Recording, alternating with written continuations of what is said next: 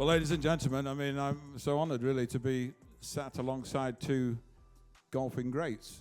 And I've got a few questions that I put together, and I thought I'd bounce them between the two of you. And we're going to start off with Tony.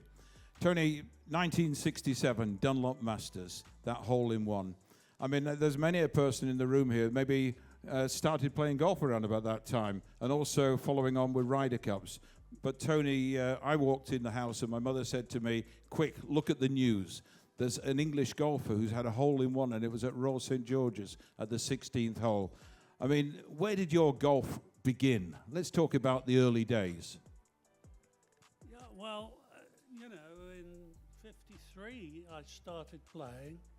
That was the year Hogan won 3 of the 4 majors. And, you know, there were no coaches or anything like that. You just copied people and played with people that were better than you and tried to beat them. And, you know, essentially, I suppose I was a quick learner. You know, I turned pro in '62 when I had a stint in the steelworks in Scunthorpe for a year, which I didn't like very much. But, you know, golf was a way out of that.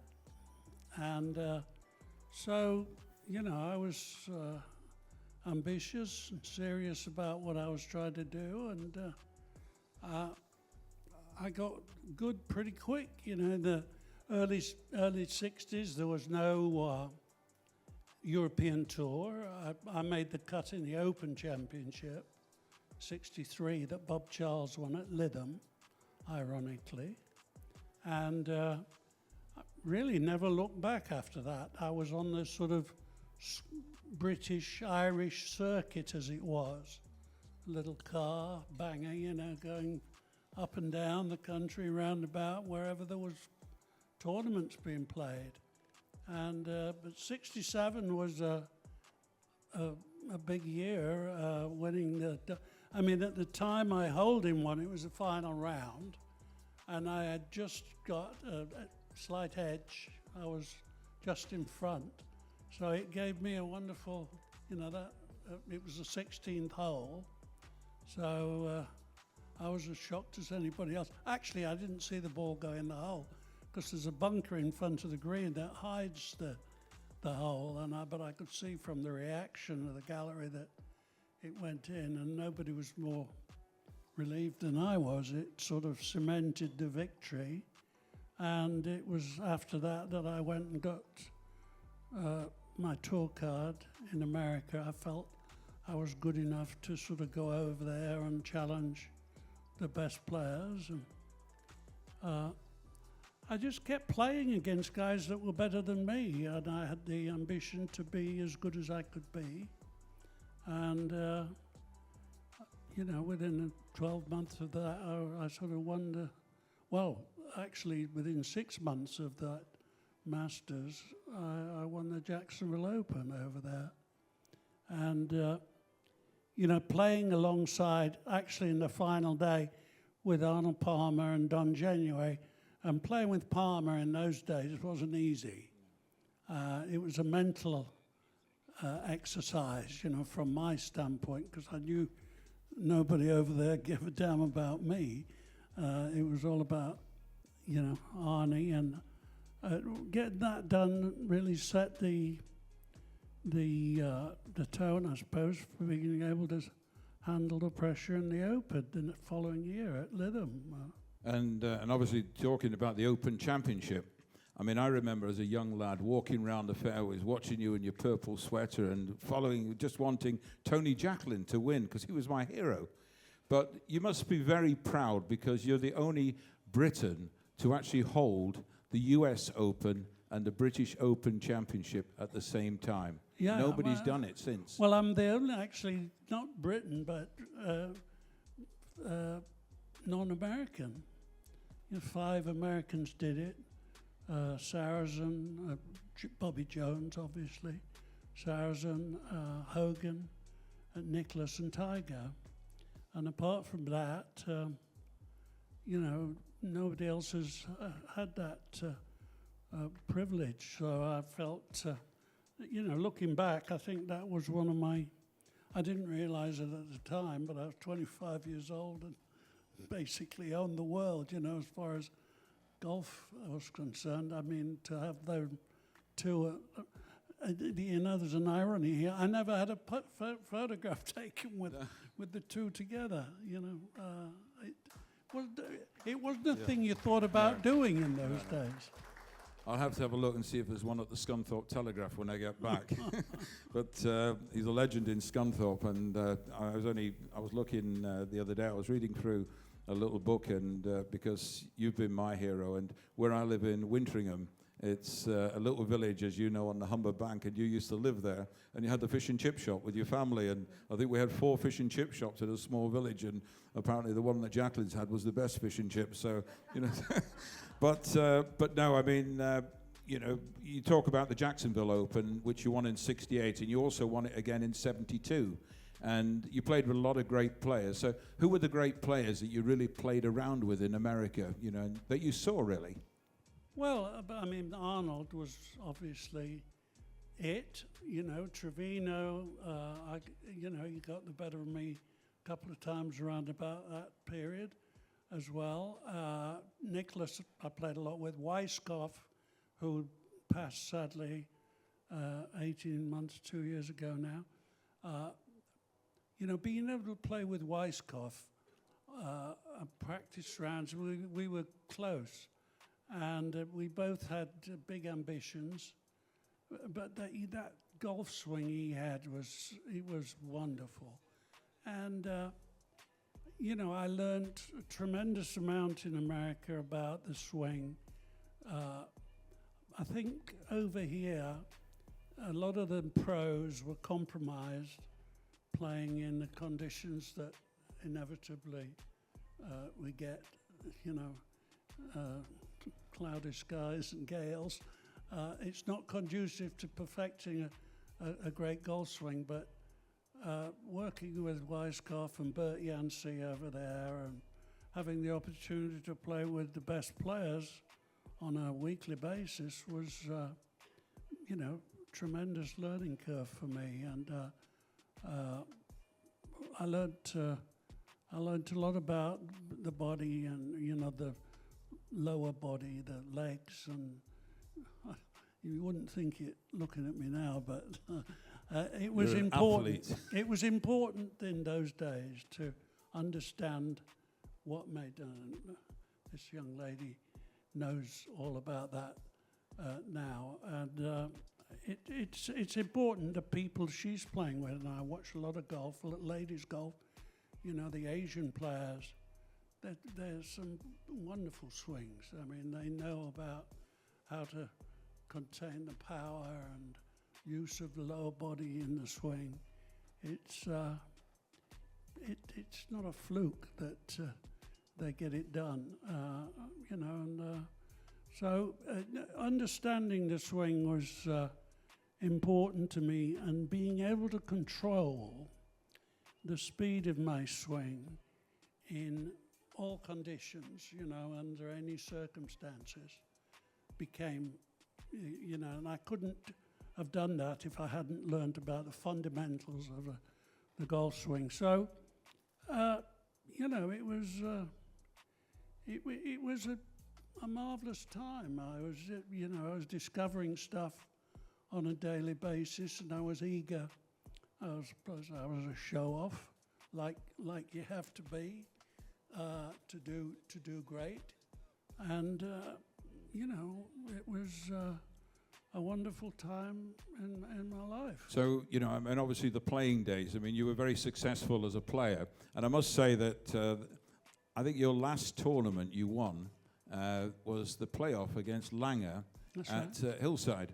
Yeah. And I made the last day, so I went back to watch him in the playoffs. So that was my claim to fame, really. And it was a magic moment. But things changed after that, because the Ryder Cup, I mean, at Walton Heath, I mean, Great Britain and Ireland got a real pasting there. Yeah. And Ken Schofield and Colin Snape pulled you aside and asked you to be the Ryder Cup captain. And really, the Ryder Cup today was changed because of Tony. And what was the Jacklin secret? Because you captained the team 4 times and you were so successful, but you know your persuasion and the way your vision was carried through. Well, there was no secret. I mean, I was once I was asked. I mean, I was obviously. I thought I'd observed some of the problems, maybe, but I'd had my backside kicked 6 times as a player. I'd been on one team that we tied when Jack gave me a little putt in '69, but 6 other times I got beat. And I'm not too keen on getting, but, you know, so I had this sort of ambition to beat Americans. I've always had an ambition to beat Americans. It's just part of my DNA. And this was a chance to, and I had a guy called Ballesteros out in my team who had a similar, you know, he was, it was in his DNA too. I mean, so just getting the guys together and getting a few of the basic fundamental things sorted out, like having a team room and where you could gel. We never had I mean, people don't realize today, but we never had a team room back in the 60s and under these other captaincies. The captain told you who you were playing with in the locker room the night before, and then you were left to your own devices to go off and have dinner with your wife or girl, and then come together again the next day. Well, that to me wasn't conducive to create team spirit. So we sorted that out. We sorted the clothing out.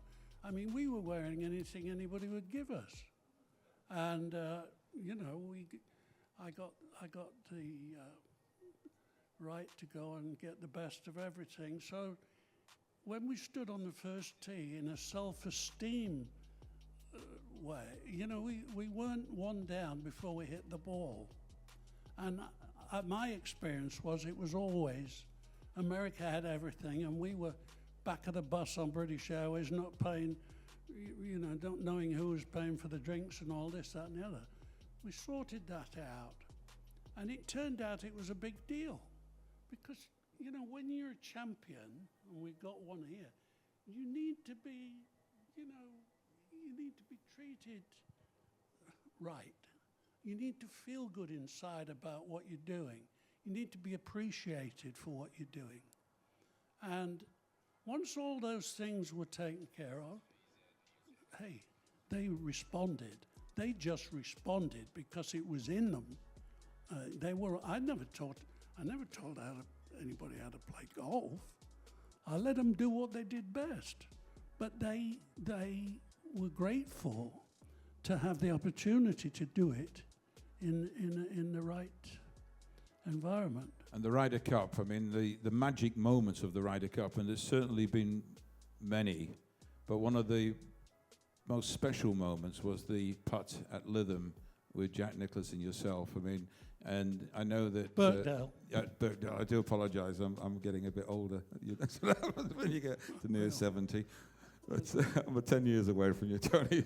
But no, at Birkdale, sorry. And I mean, that lovely gesture, you know, the concession, and you know, you built the golf course in Bradenton, and we've been privileged, some of us, to play the course. A wonderful thing. But just talk us very briefly through before I've got a load of questions for you, Charlie. So about that putt. Well, you know, the putt obviously was. I stood there. He had a 20-foot putt to win outright the deal, and he really had a go at it. It went 4.5 feet by, and my ball was, I marked it, it was 20 feet. This is Jack's assessment, not mine, but it was 20 inches to 2 feet. You can YouTube it and figure it for yourself. But I stood there, he hit this thing 4.5 feet, and it was too far by to say good. It just was. And he, like the great player he is, he went and held his 4.5 footer.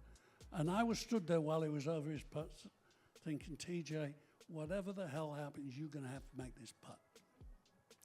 And I never dreamed that he would concede it. Never dreamed. He holed his putt, and in the picking of his ball out of the hole, he picked my marker up at the same time. And he knew I'd won the Open 2 months before. He didn't want anything to happen to spoil that. We were good pals anyway. But we were, when it came to winning or losing, we were at each other's throats. I mean, we didn't give an inch, but it was, a wonderful gesture as far as he was concerned. He said, I don't think you'd have missed it, but I would never give you the opportunity in these circumstances. And needless to say, I was pretty relieved, but I was shocked as well. I was sort of shocked, relieved, I don't know, all your teammates around the green. It's not where you want to be. There's more pressure involved in that in Solheim, and Charlie knows about this as well. When you're responsible for your teammates as well as yourself, it's beyond you, way beyond you, and that's real pressure, And I think we put it in perspective as we walked off the 18s, because I was head down, determined, walking ahead. And Jack hollered at me and he said, Tony. And I stood and waited. He caught me up. And he put his hand on my shoulder. He said, are you nervous? I said, Jack, I'm bloody petrified. He said, I just thought I'd ask, because if it's any consolation, I feel the same way you do. We're human, there's a heartbeat in there somewhere. And